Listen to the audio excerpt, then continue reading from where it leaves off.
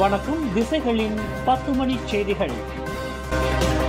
Pakistan Harapan எம்பிகளுக்கு நீதித்துறை உட்பட பல்வேறு விவகாரங்கள் விளக்கம் அளிக்கப்பட்டது.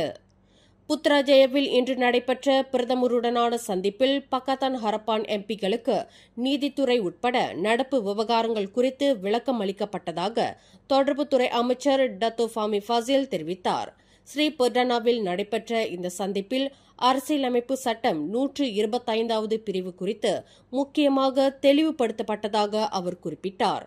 கூட்டரசு நீதிமன்றம், அப்பீல் நீதிமன்றம் மற்றும் உயர் நீதிமன்றம் நீதிபதிகள் நியமனம், நீக்கம், சேவை விதிமுறைகள் குறித்து பிரதமர் முன்னிலையில் சட்ட சீர்திருத்தங்களுக்கான பிரதமர் துறை அமைச்சர் டத்தோஸ்ரீ அசாலினா ஒத்மாட்சாய் விளக்கம் அளித்ததாக அவர் குறிப்பிட்டார். நீதிபதிகள் மத்தியில் நடுவர் மன்றம் அமைக்கப்படுவதற்கான சாத்தியம் குறித்தும் விவாதிக்கப்பட்டதாக அவர் விளக்கினார். நீதித்துறையின் மாண்பை காப்பதற்கு இன்று புத்ராஜயாவில் நடத்தப்பட்ட வழக்கறிஞர்கள் பேரணி முழு வெற்றியை தந்துள்ளது என்று மலேசிய வழக்கறிஞர் மன்றம் தெரிவித்துள்ளது. இந்த பேரணியில் 1000க்கும் அதிகமானோர் பெரிய அளவில் திரண்டு வழக்கறிஞர் மன்றம் முன்வைத்துள்ள 6 அம்ச கோரிக்கைகளுக்கு முழு ஆதரவை நல்கியதாக மலேசிய வழக்கறிஞர் மன்றத்தின் தலைவர் முகமது எஸ்ரி அப்துல் வஹாப் தெரிவித்தார். நீதித்துறை கட்டடத்திலிருந்து பிரதமர் துறையின் சட்டத்துறை கட்டடத்திற்கு சுமார் 2.6 கிலோமீட்டர் தூரம் நடந்து சென்று மகஜர் ஒன்றை சமர்ப்பித்ததாக அவர் குறிப்பிட்டார். மகஜர் ஒப்படைப்பு நிகழ்விற்கு தாமும் இதர 7 பிரதிநிதிகளும் கலந்து கொண்டதாக அவர் விளக்கினார். நீதிபதிகள் நியமன ஆணையத்தின் கூட்ட குறிப்பு கசிந்தது, அரச விசாரணை ஆணையம் அமைப்பது, காலியான நீதிபதிகள் பதவிகள் நிரப்பப்படுவது, தலைமை நீதிபதியின் நியமனத்தில் வெளிப்படைத்தன்மை தேவை முதலிய விவகாரங்களை வலியுறுத்தி மகஜர் சமர்ப்பிக்கப்பட்டதாக முகமது எஸ்ரி குறிப்பிட்டார். எனினும் இதேபோன்று மற்றொரு பேரணி நடத்துவதற்கு தாங்கள் திட்டமிட்டுள்ளதாக கூறப்படுவதை அவர் மறுத்துள்ளார். நீதித்துறை மாண்பை காப்பதற்காக வழக்கறிஞர்கள் மன்றத்தின் ஏற்பாட்டில் இன்று பிற்பகலில் புத்ராஜயாவில் நடைபெற்ற வழக்கறிஞர்கள் பேரணியில் பிகேஆர் கட்சி துணைத் தலைவர் நூருல் ஈசா கலந்து கொண்டு அந்த பேரணிக்கு தனது ஆதரவை தெரிவித்துள்ளார். அமைதியான முறையில் ஒன்று கூடுவதற்கான உரிமை அரசியலமைப்பு சட்டத்தால் உத்தரவாதம் அளிக்கப்பட்டுள்ளது. இதனை பிரதமர் டத்தோஸ்ரீ அன்வார் இப்ராஹிமும் ஆதரிக்கிறார் என்று நூருல் ஈசா குறிப்பிட்டார். ஊதா நிற பாஜிகுரோங் ஆடையில் காணப்பட்ட நூருல் ஈசா பேச்சு சுதந்திரம், நீதி சுதந்திரம் என்ற ஸ்லோகங்களை தாங்கிய அட்டைகளை ஏந்திய வண்ணம் பேரணி பங்கேற்பாளர்களுடன் புத்ராஜயா நீதித்துறை கட்டடத்திலிருந்து பிரதமர் அலுவலகத்தை நோக்கி கூட்டத்துடன் கூட்டமாக ஈசா நடந்து சென்றது பெரும் கவன ஈர்ப்பாக மாறியது. தம்மை பொறுத்தவரையில் பிகேஆர் கட்சியின் போராட்டத்திற்கு அடித்தளமாக விளங்கியது சீர்திருத்தம் மற்றும் நீதித்துறையின் மாண்பாகும். அவை மேம்படுத்தப்பட வேண்டிய அவசியத்தை நூருல் ஈசா வலியுறுத்தினார். பாகிஸ்தான் ஹரப்பான் நாடாளுமன்ற உறுப்பினர்களுடன் பிரதமர் டத்தோஸ்ரீ அன்வார் இப்ராஹிம் இன்று சந்திப்பு ஒன்றை நடத்தினார். வரும் நாடாளுமன்ற கூட்டத்தொடரில் விவாதிக்கப்பட வேண்டிய சில நடப்பு விவகாரங்கள் குறித்து தனது தலைமையிலான பாகிஸ்தான் ஹரப்பான் கூட்டணி எம்பிக்களுக்கு அவர் விளக்கம் அளித்தார். இன்று மாலை 4:30 மணிக்கு புத்ராஜயா ஸ்ரீபெர்டானாவில் இந்த சந்திப்பு நடைபெற்றது. ஜாசைகா பொதுச் செயலாளர் ஆந்தனி லாக், அமனா கட்சி தலைவர் டத்தோஸ்ரீ முகமது சாபு ஆகியோர் தத்தம் கட்சிகளின் நாடாளுமன்ற உறுப்பினர்களுடன் கலந்து கொண்டனர். அறிவுக்கு பொருந்தாத காரணங்களை கூறிய 131 அந்நிய நாட்டவர்கள் கோலாலம்பூர் விமான நிலையத்தில் தரை இறங்கிய அடுத்த சில மணி நேரங்களிலேயே அவர்களின் தாயகத்திற்கு திருப்பி அனுப்பப்பட்டதாக மலேசிய எல்லை பாதுகாப்பு ஏஜென்சி தெரிவித்துள்ளது. கடந்த வெள்ளிக்கிழமை KLIA முனையம் ஒன்றில் தரையிறங்கிய அந்த 131 பேரும் மலேசியாவில் சுமார் 1 மாத காலத்திற்கு தங்குவதற்காக வந்துள்ளதாக தெரிவித்துள்ளனர். 1 மாத காலத்திற்கு தங்குவதற்கு எவ்வளவு பணம் கொண்டு வந்துள்ளீர்கள் என்று கேட்டதற்கு 500 மலேசிய ரிங்கெட்டை காட்டியது. அவர்களின் பயண நோக்கம் சந்தேகத்தை ஏற்படுத்தியதாக அந்த ஏஜென்சி இன்று வெளியிட்டுள்ள ஒரு அறிக்கையில் தெரிவித்தது.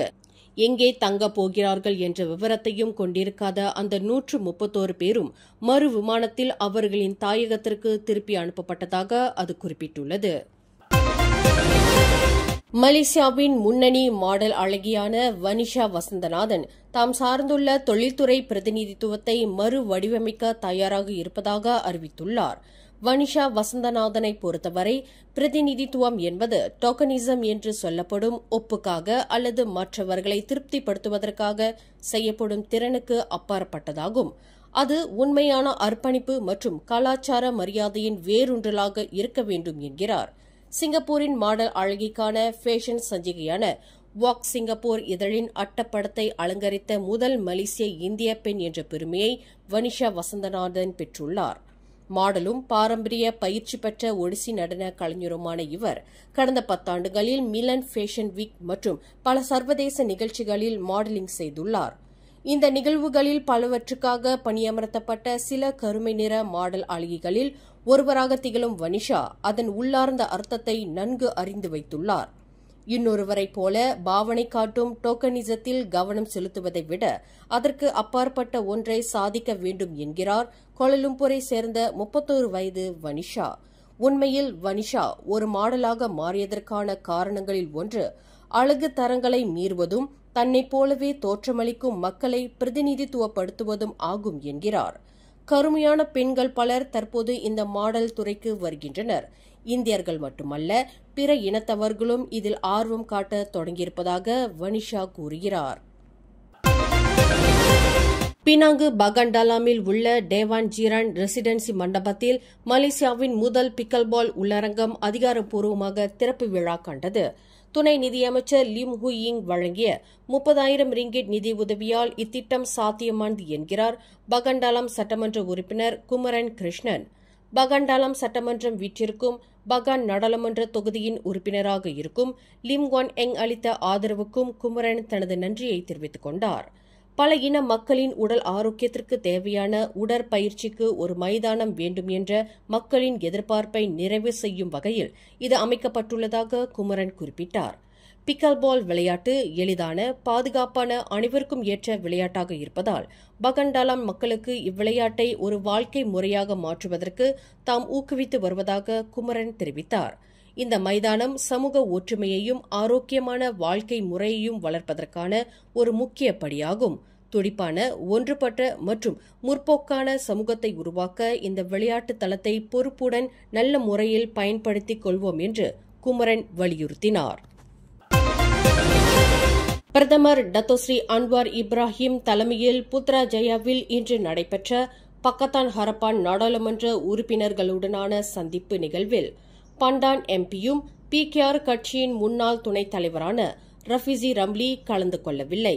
இதேபோன்று சத்யவாங்சா எம்பியும் PKR கட்சியின் முன்னாள் உதவி தலைவரான நிக் நஸ்மியும் கலந்து கொள்ளவில்லை. இவ்விருவரும் கடந்த மே மாதம் நடைபெற்ற PKR கட்சியின் உயர்மட்ட தலைவர்களுக்கான தேர்தலில் தோல்வி கண்டனர். இதனைத் தொடர்ந்து அவ்விருவரும் தத்தம் அமைச்சர் பொறுப்புகளிலிருந்து கடந்த மாதம் விலகினர். வடக்கு தெற்கு நெடுஞ்சாலையில் சிரம்பானுக்கு அருகில் நிகழ்ந்த சாலை விபத்தில் ஒரு லாரி ஓட்டுநர் உயிரிழந்தார். 2 பெண்கள் காயமடைந்தனர்.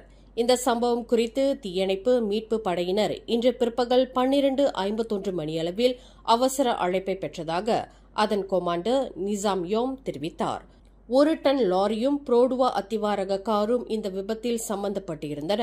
லாரியின் இடிபாடுகளுக்கு இடையில் சிக்கிய 40 வயது மதிக்கத்தக்க லாரி ஓட்டுநர் சம்பவ இடத்திலேயே மாண்டதாக அவர் குறிப்பிட்டார். காரில் பயணம் செய்த 2 பெண்களில் ஒருவருக்கு கால் முறிவு ஏற்பட்டது, மற்றொருவர் கை முறிந்தது. இருவரும் மருத்துவமனையில் சேர்க்கப்பட்டதாக கொமாண்டர் நிசாம் தெரிவித்தார். ஆன்லைன் மூலம் பாலியல் மோசடி, பாலியல் மிரட்டல் முதலிய குற்றங்களுக்காக கைது செய்யப்பட்ட 9 பேரில் 7 நாளை ஜோஹர் பாரு நீதிமன்றத்தில் குற்றஞ்சாட்டப்படவிருக்கின்றனர். அந்த 7 சந்தேக பேர் வழிகளுக்கு எதிராக 3 விசாரணை அறிக்கைகள் தயாரிக்கப்பட்டு 32 குற்றச்சாட்டுகள் பதிவு செய்யப்பட்டுள்ளதாக ஜோஹர் மாநில போலீஸ் தலைவர் கமிஷனர் டத்தோ குமார் முத்துவேல் தெரிவித்தார். அந்த 7வரையும் ஜோஹர் பாரு மற்றும் கூலாய் மஜிஸ்ட்ரேட் நீதிமன்றங்களில் குற்றஞ்சாட்டுவதற்குரிய அனுமதி துணை பப்ளிக் பிராசிக்யூட்டர் அலுவலகத்திலிருந்து பெறப்பட்டுள்ளதாக டத்தோ குமார் குறிப்பிட்டார். ஸ்லாங்கூர் மாநிலத்தில் நடந்ததாக கூறப்படும் ஹி ஹாத்தி எனும் இல்லற தன்முனைப்பு பயிற்சியில் உண்மையிலேயே ஆபாச அம்சங்கள் இருந்துள்ளனவா என்பது குறித்து தற்போது தீவிரமாக ஆராயப்பட்டு வருகிறது என்று மாநில போலீஸ் தலைவர் டத்தோ உசேன் ஒமர் கான் தெரிவித்துள்ளார். இயற்கைக்கு மாறாக மாறுபட்ட கலாச்சார அம்சங்கள் இருப்பதாக கூறப்படுவது தொடர்பில் குற்றவியல் சட்டம் 294, 509 ஆகிய பிரிவுகளின் கீழ் விசாரணை நடத்தப்பட்டு வருவதாக அவர் குறிப்பிட்டார். இந்த ஹாத்தி பயிற்சியில் பங்கேற்ற அனைவரும் விசாரணைக்கு அழைக்கப்படுவர் என்று அவர் மேலும் தெரிவித்தார். இந்த பயிற்சியில் ஒரு பகுதியாக ஆபாச நடனங்கள் இடம்பெற்றதாக கூறப்படுகிறது. பஹாங் பெரு ஃபெல்டா புக்கெட் மெண்டியில் ஒரு புதருக்குள் கடந்த மே மாதம் கண்டுபிடிக்கப்பட்ட மனித எலும்புக்கூடு கடந்த ஆண்டு மே மாதம் காணாமல் போன 49 வயது நபருடையது என்பது உறுதி செய்யப்பட்டது. ஃபெல்டா நிலத்திட்டம் நடவடிக்கையில் ஈடுபட்ட அந்த நபர் திடீரென்று காணாமல் போனதாக போலீசில் புகார் செய்யப்பட்டது. இது தொடர்பாக போலீசார் தீவிரமாக விசாரணை செய்ததிலும் கண்டெடுக்கப்பட்ட எலும்புக்கூட்டை DNA மரபணு சோதனைக்கு உட்படுத்தியதிலும் அது காணாமல் போன நபருடையது என்பது 99 விழுக்காடு உறுதி செய்யப்பட்டுள்ளதாக பெரு மாவட்ட போலீஸ் தலைவர் ஜுல்கிஃப்லி நசீர் தெரிவித்தார். மேலும் செய்திகளை தெரிந்து கொள்ள கீழே இருக்கும் பெல் பட்டனை அழுத்துங்கள். உங்கள் மகிழ்ச்சியை வெளிப்படுத்த லைக் மற்றும் ஷேர் செய்யுங்கள்.